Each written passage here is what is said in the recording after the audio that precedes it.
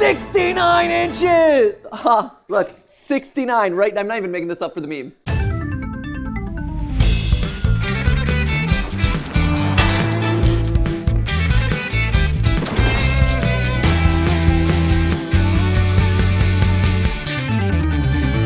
Hello, Internet! Welcome to Food Theory, where today's episode is gonna be cheesier than normal. Oh, it's gonna be the cheesiest. For those of you who don't know, the cheese pull, that epic shot of a slice of pizza being lifted off and the cheese just lingering down there like an ooey gooey lava. That pizza slice being lifted up and the cheese stretching along with it. Iconic, right? A grilled cheese sandwich being pulled apart and that stretch, that ribbon of yellow cheese just kind of gently draping down there. It has been scientifically proven to make you more likely to buy the pizza, hunger for some grilled cheese, or just have more positive feelings for that dish. And so today, we're gonna try to optimize for the most epic cheese pull in history. We're testing just how far you can stretch the limits of marketing psychology and actual cheese. What cheese is gonna give us the longest, stretchiest pulls, and just how far can we push the limits of stretchy, cheesy goodness?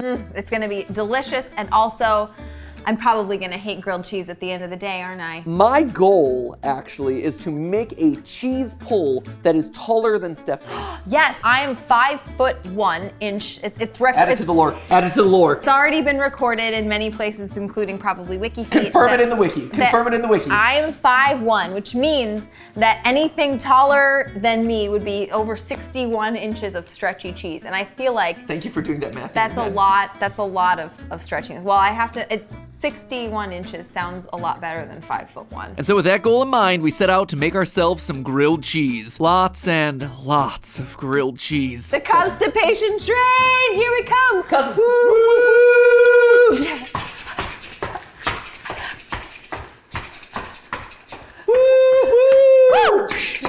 We're moving a lot faster than my bowels will be at the end of this episode. To set the stage for our experiment, let me first say that cheese pulls are so important, so magical that they've been studied by neuroscientists and marketing researchers the world over. There's a good reason every pizza commercial is legally obligated to show you this money shot. Believe it or not, but this singular image of cheese stretching to the point of ripping actually tricks your body into thinking that it's about to eat pizza. Neuroscientist Dr. Uma Karmakar says the cheese pull can trigger deep-seated memories of food experiences.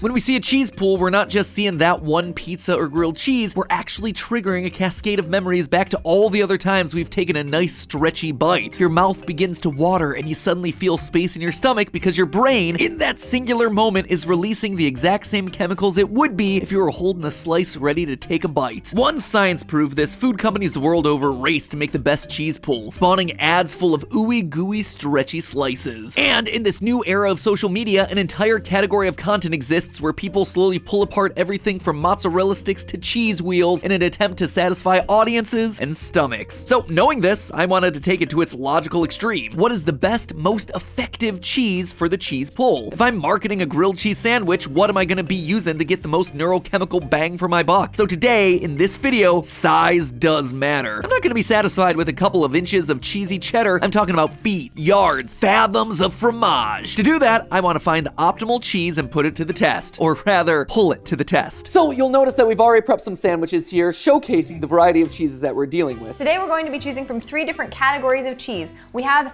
a hard cheese, or a cheddar here. This is a very standard fare for a type of grilled cheese. We're also gonna do a super soft cheese. That'll be our brie going on over here. It's mushy, it's kind of slimy. This is very soft. We're gonna see if that gives a better stretch or if it really can't hold up structurally. And then in the middle we have our semi-soft mozzarella. We've got a nice pepper jack, which is going to be in the semi-soft category. We've got ourselves a piece of empty bread that I'm going to use to demonstrate how to cut the slices.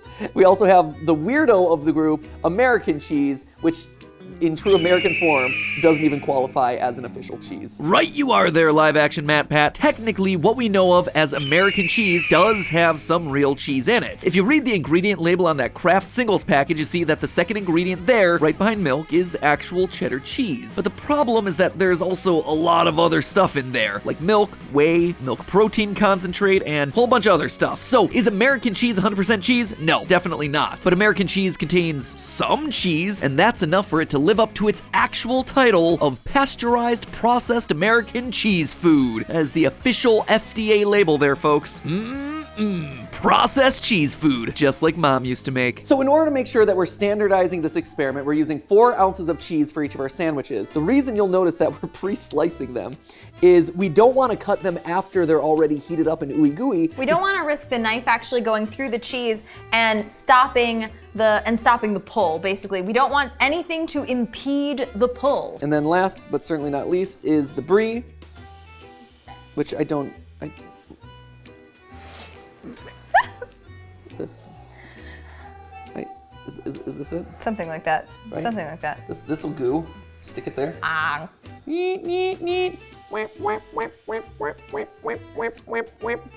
I don't know though. Like what?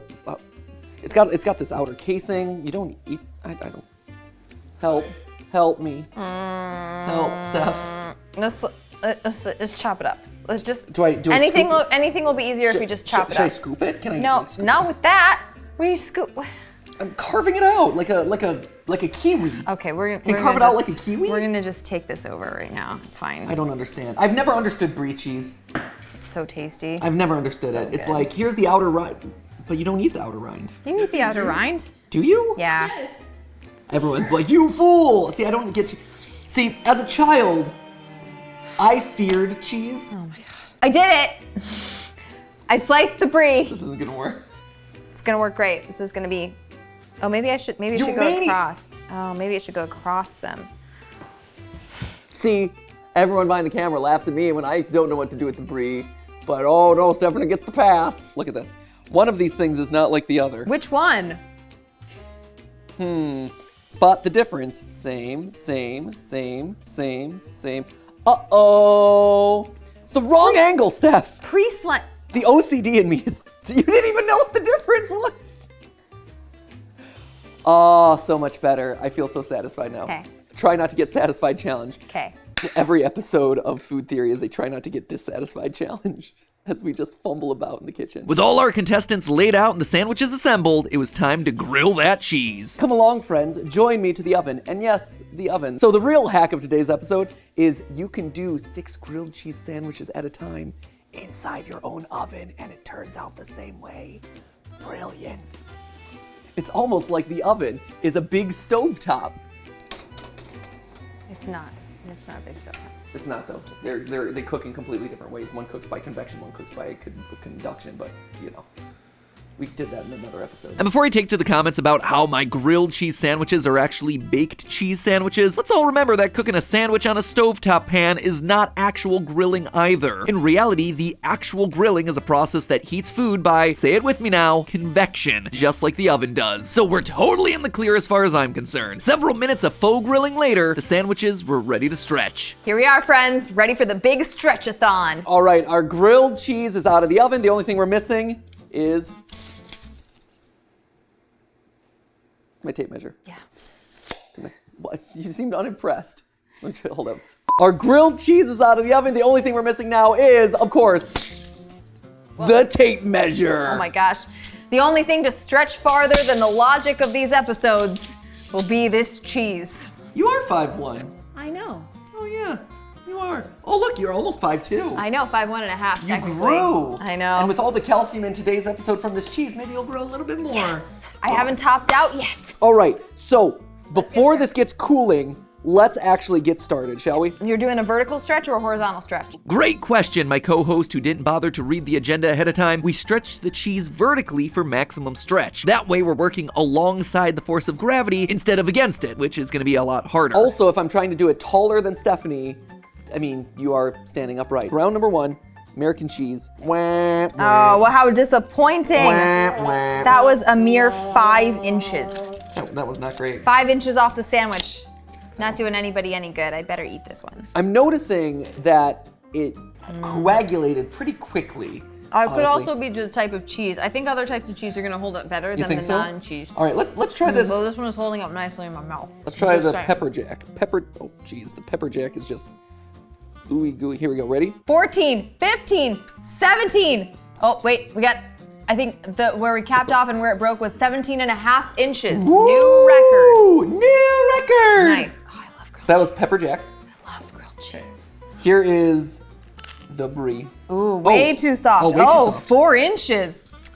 Not great. No, that doesn't great. work at all. I'll take that one too. Oh, this- mozzarella. Fresh mozzarella. Go, baby. Go, go, go, go. Oh, buddy. Go. Oh, it's like rubber. Oh, it's 9, absolutely 10, 11 inches, 1 Whoop, foot. hold up. It slipped out of the bread. Keep pulling on the end. Keep pulling on the end. Here it goes. Here it goes. Here it goes. Isn't this ooey gooey delicious? Okay, 16, 17, 18 inches. We're at 1.5 feet. We're at 20 inches. Oh no, it's pulling. We're at it's 21. pulling. It's giving way. We're at 23. Oh, right at 2 feet. That's gonna be hard to beat. Ooh, and that's fresh mozzarella Love too. this episode. All right.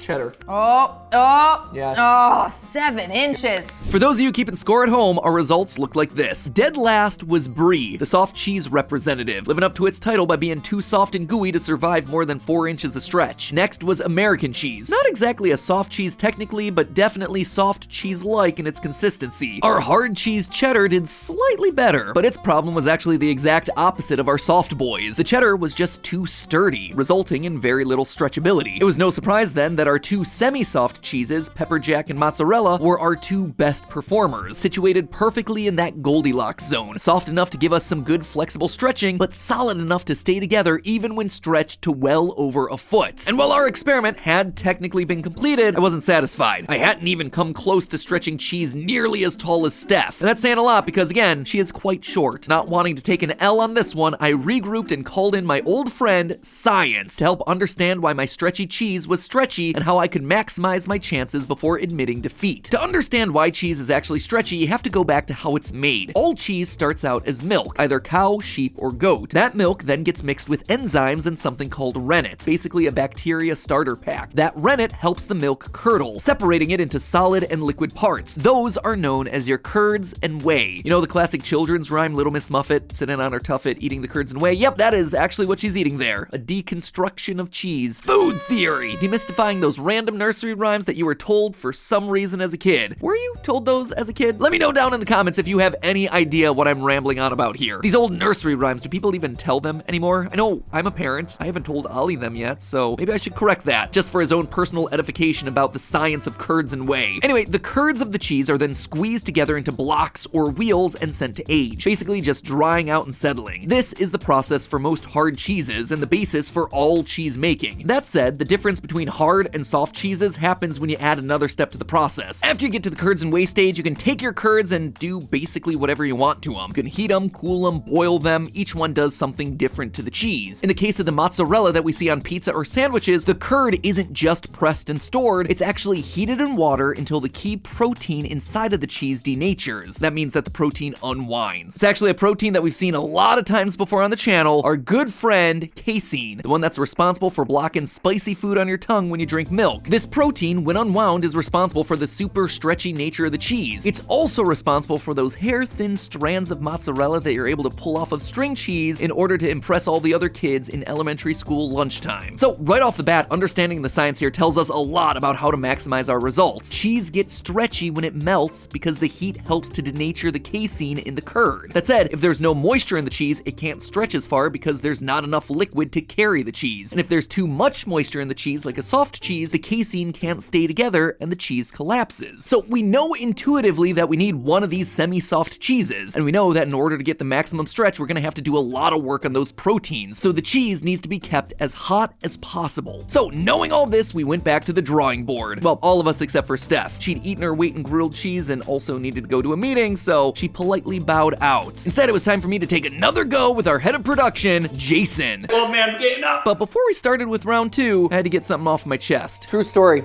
One time in elementary school, I lost a piece of Tupperware in the trash can on grilled cheese and tomato soup day. And so I had to go into the janitorial office and dig through 3 dumpsters worth of leftover tomato soup and grilled cheese. Did you have to? Otherwise I would lose my Tupperware, Jason. I'm aware. And as a kid, you don't lose your Tupperware, otherwise your mommy is gonna be mad at you. So I dug through the garbage to find the Tupperware and I found it, but I have never to this day been able to get the smell of leftover tomato soup out of my nostrils. I've been carrying that around for a while, so it felt good to finally unburden myself. Newly freed from my childhood cheese trauma, it was time to begin with test number 2. For this one, we heated up the cheese as much as possible and then pulled it the second it came out of the oven. Out on my fingies! Out on my fingies! American was not an exciting start. Wah, wah, wah. But again, this makes sense. American cheese contains very little actual cheese, which is where our stretchy casein lives. Brie. You know my favorite actress, right? Allison Brie. This one is the Brie, and the Brie is already broken. Sad. That's not even worth it. Well, that was cheese that existed. Things started to look more promising when we took to the hard cheese. The cheddar pull. Oh, ooh, we got a couple strands. Got a couple strands. There. And they pulled. 16.5. Finally, it was time for the 2 semi-soft varieties, taken piping hot out of the oven. These were our heavy hitters from round 1, so if anyone was gonna take us over the top, it was them. Could we finally pass Stephanie's 61 inches? We were about to find out. Oh yeah, oh yeah, oh yeah, oh yeah, oh yeah, oh buddy, oh buddy. Oh, hot on my hand, hot on my fingies, hot on my fingies. Okay, go, go, go, go, go, go, go. Pull, pull, pull. Pull, pull, pull, go, go, go, go, go, go, hot on my fingies. Oh, right there. Okay, it's right here. Did it break or did it fall? It broke, or maybe fell, but probably. Oh, yes! What are we at? 69 inches! Ha! 69. I don't get it. Crushing all previous marks, mozzarella topped us out at 69 inches. Could our final cheese pepper jack possibly beat that? Oh, buddy. Oh, look at it, kittens. Oh, that string's still going. String's still going. Oh my gosh, we gotta go. Jason, hop up. Go, go, go. In your leisure, Jason. We are not spring chickens doing YouTube anymore. What was it? 63. 63. Less meme-ish. Equally impressive. So 69 was where we actually topped out for the day, which, if I'm doing my research correctly, unofficially beats the previous longest cheese pull world record of 41.5 inches that was set back in 2016. In my life, I've always wanted to set a world record. I didn't think it would be this one, but you know what? I'll take whatever I can get. That said, our results, while impressive, were nowhere close to a different cheese pull, the world's longest piece of string cheese ever. This one wasn't measured in inches, it was measured in feet. 3,000 feet. In Wisconsin, an entire city's worth of volunteers, 1,700 people got together to stretch 500 pounds of string cheese for nearly 3/4 of a mile. 3,832 feet to be exact. That's the equivalent of nearly 30,000 cheese sticks, so gives me something to strive for. As for today though, our work was done. Nothing left to do but enjoy the fruits of our labor. Maybe I have cheese trauma. You ever think about that? So the moral of today's story, my friends, when it comes to cheese pulling, jack cheeses are Gouda, but the undisputed champ is mozzarella. You cheddar believe it. But hey, I hate myself so much. Thanks for watching. Bon appetit. Lucky for you, cheese isn't the only thing that's stretching today thanks to our sponsor, Fetch. Fetch lets you stretch your wallet further, which, gotta say, I'm thankful for considering how expensive it was to buy that much brie. Fetch is a completely free app that allows me to take all the things that I already buy, from the huge amount of cheese I purchased for this episode to the huge amount of Pepto-Bismol I purchased after the episode. The constipation train, here we come. And then scan the receipts from those purchases to get rewards. Rewards that I just use again to buy more of the things that I love. Probably not cheese again for a long, long time. Fetch lets you take all those useless receipts that are floating around your wallet, your purse, your countertop, your key holder, that random drawer in your room, and turn them into something that's actually useful. Just scan your receipt. Literally anyone from any store ever, and each one is gonna earn you points. Scan a receipt from one of their extra special partner brands, and you earn yourself extra points. The more points you have, the more you can redeem to buy stuff from the places where you already buy things. Best Buy maybe? Amazon? Anyone? Yep, you can get rewards to all of them and more by using Fetch. It is literally turning spent money into saved money. So use the link at the top of the description and use the code FOODTHEORY, FOODTHEORY, to get 5,000 free points before you even scan a receipt. That is already enough to buy something with, so you can literally get the app, enter the code, and immediately purchase something. So go get whatever you want, and remember, use the code FOODTHEORY to make sure they know I'm the one who sent you. Thanks to Fetch for sponsoring us, and thank thank you for supporting them, which then allows them to support us more. It's a virtuous cycle. We all win. Speaking of winning, we got a winning episode coming up next week, so I'll see you then.